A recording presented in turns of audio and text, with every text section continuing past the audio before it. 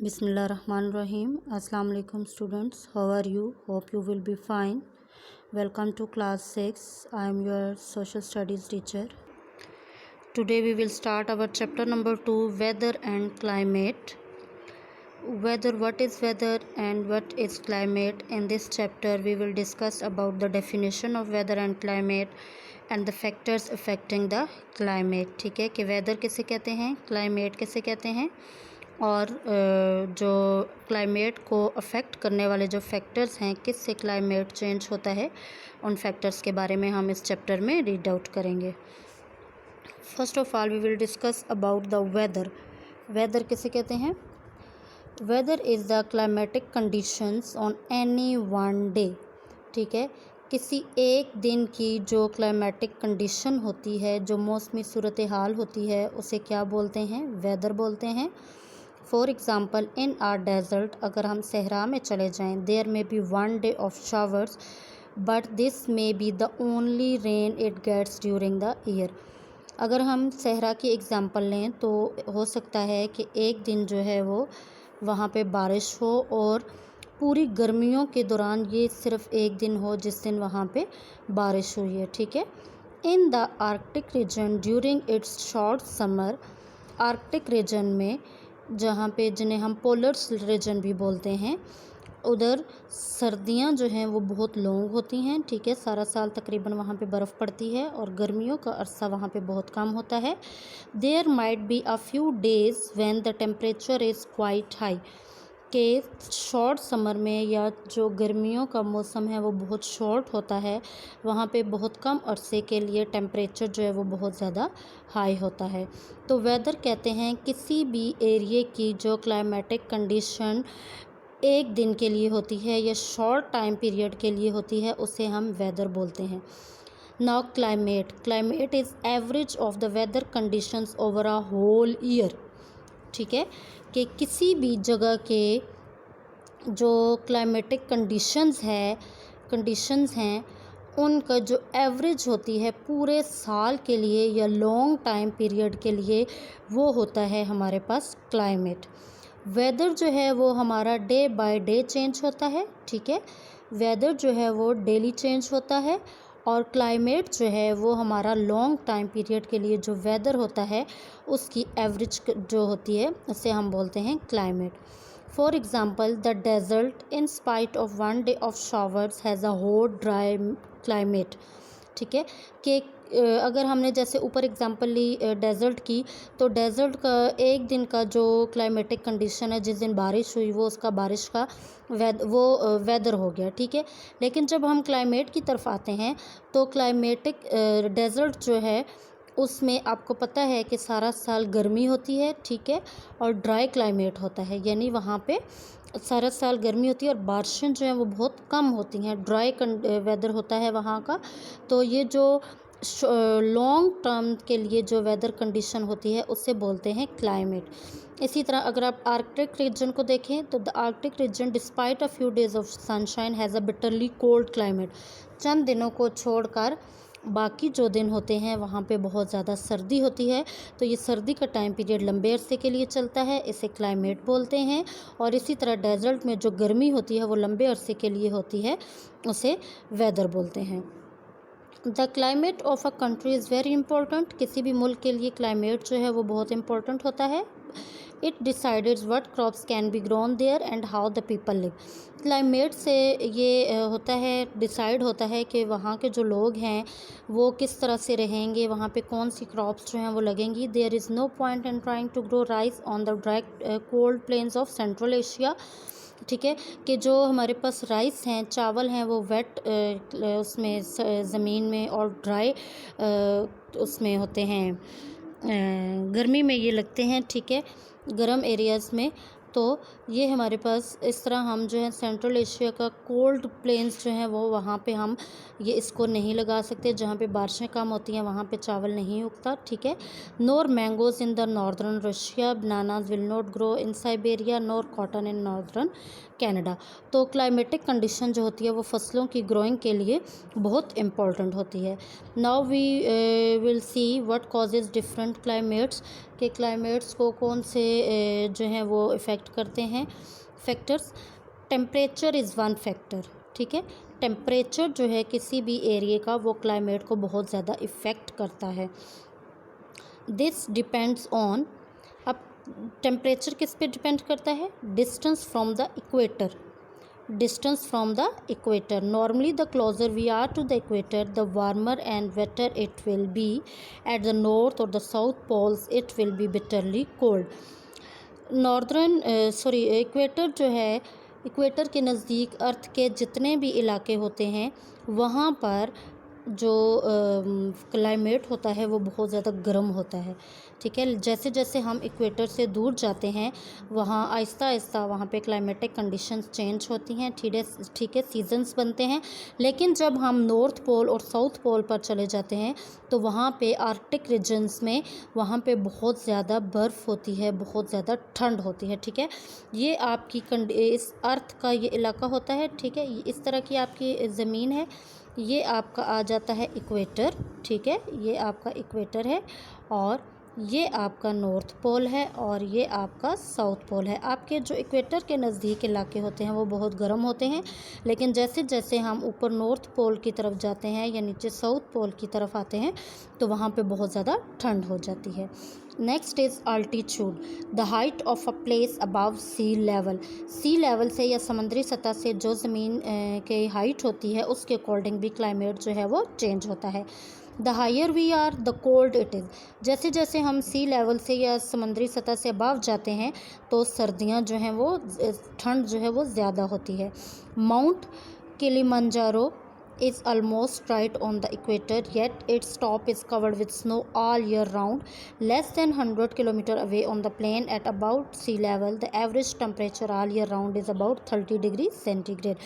जैसे जैसे सतह ज़मीन से ऊपर जाते जाएंगे वैसे वैसे टेम्परेचर जो है वो बढ़ता जाता है, कम होता जाता है और ठंड होती जाती है, ठीक है।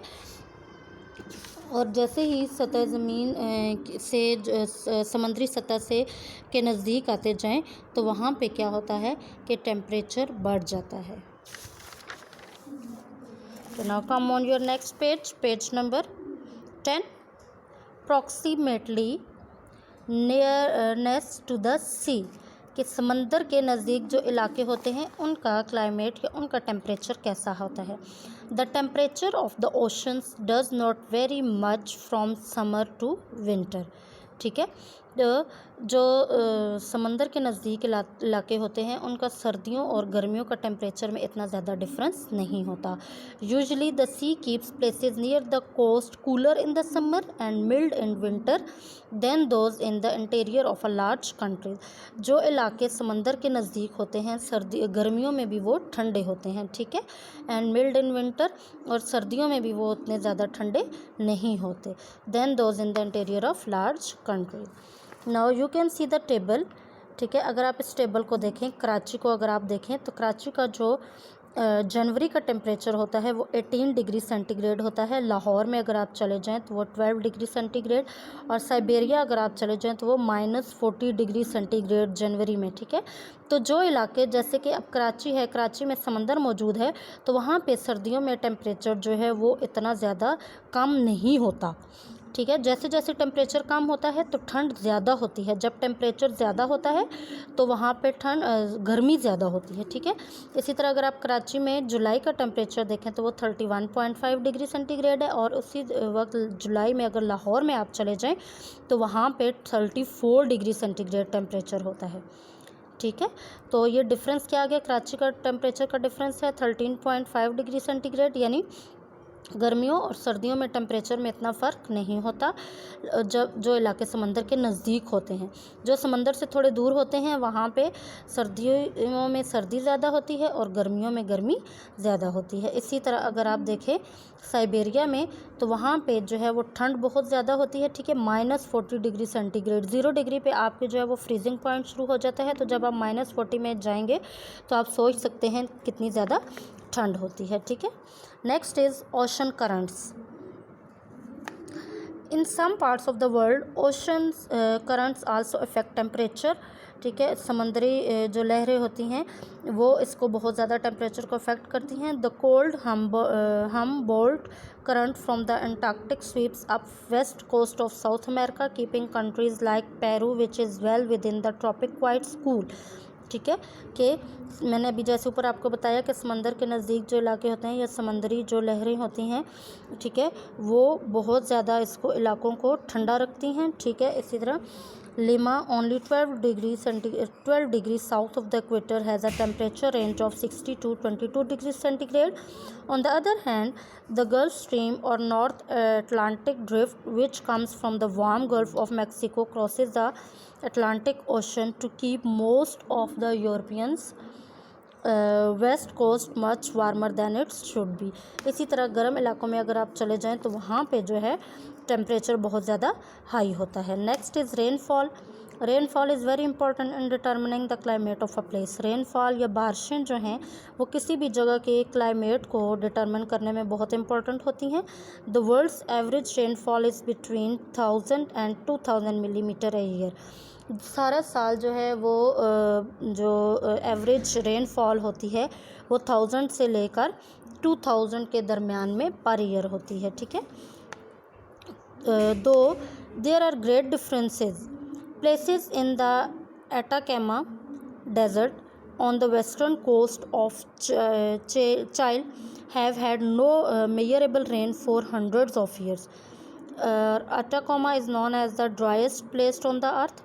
On the other hand, Cherrapunji is in Assam had 22,990 millimeter of rain in 1 year in 1861. This is still the world record. इसी तरह कुछ इलाके जो हैं वहाँ पे बारिशें बहुत ज़्यादा होती हैं। ठीक है।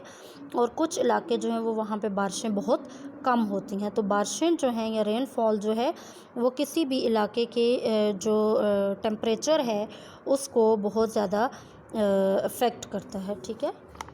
तो जब बारिशें ज़्यादा होती हैं तो टेम्परेचर कम हो जाता है, जब बारिशें कम होती हैं तो टेम्परेचर ज़्यादा हो जाता है। There is an inverse relationship between rainfall and the temperature. Next is air pressure. ठीक है कि हवा का जो प्रेशर है वो भी किसी भी जगह के जो टेम्परेचर है उसको बहुत ज़्यादा इफ़ेक्ट करता है। एयर में not seem to have any weight but it does. हमें लगता है कि हवा का कोई वेट नहीं होता लेकिन वो होता है। ठीक है। हवा का वेट होता है। It is just that we do not normally feel it. हम इसे नॉर्मली फील नहीं करते। Above each of us is a column of air several kilometres high. Actually this column of air weight about 230 kilograms. कि एक अगर आप देखें तो आपके ऊपर जो है हवा का प्रेशर मौजूद है। ठीक है। हवा का वेट मौजूद है और जो कि 230 किलोग्राम्स इस कॉलम का वेट होता है। The air pressure is not steady. Sometimes it press more heavily on the earth than at other times.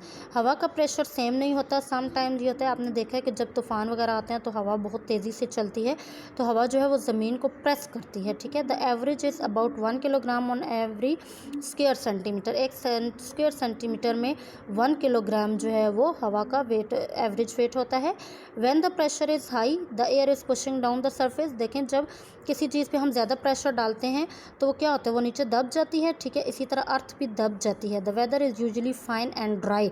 तो उससे क्या होता है कि जब हवा का प्रेशर पड़ता है तो उससे जो ज़मीन है उसका वेदर जो है वो ड्राई हो जाता है। When the pressure is low it is usually stormy and wet. जब हवा का प्रेशर कम होता है तो इससे जो वेदर है वो वेट वेदर होता है। Next is direction of wind.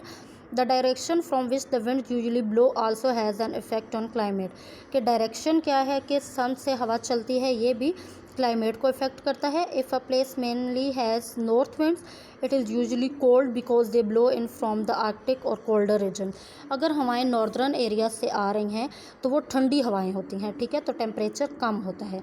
In the southern hemisphere it is the southern winds which are cooled. ठीक है। इसी तरह साउथर्न हेमिस्फेयर में जो हवाएं होती हैं वो कूल होती हैं। If the winds blow across a large area of sea they pick up a large amount of water and produce a rainy climate. अगर हवाएं जो हैं वो समुद्री सतह से आएँ तो उसका मतलब है उनमें वेटनेस होती है। ठीक है। तो वो बारिश बनने का सबब बनती हैं। If the place faces north in the northern hemisphere it is usually cool. If it faces south it is usually warmer. अगर हमारी नॉर्थ से हवाएं आएँ तो वो ठंडी हवाएं होती हैं, ठीक है।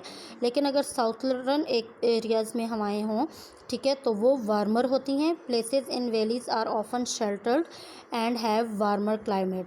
जो वैलीज़ होती हैं हमारी दो पहाड़ों के दरमियान में जो जगह होती है या इलाके होते हैं, वो हमारे पास क्या होते हैं कि वो बहुत ज़्यादा गर्म होते हैं, ठीक है। पहाड़ों के दरमियान जो इलाके होते हैं वो गर्म होते हैं। अब अगर आपको इस लेक्चर में कोई चीज़ समझ नहीं आ रही तो काइंडली आप जो हैं पूछ सकते हैं क्वेश्चंस अपने व्हाट्सएप नंबर पे।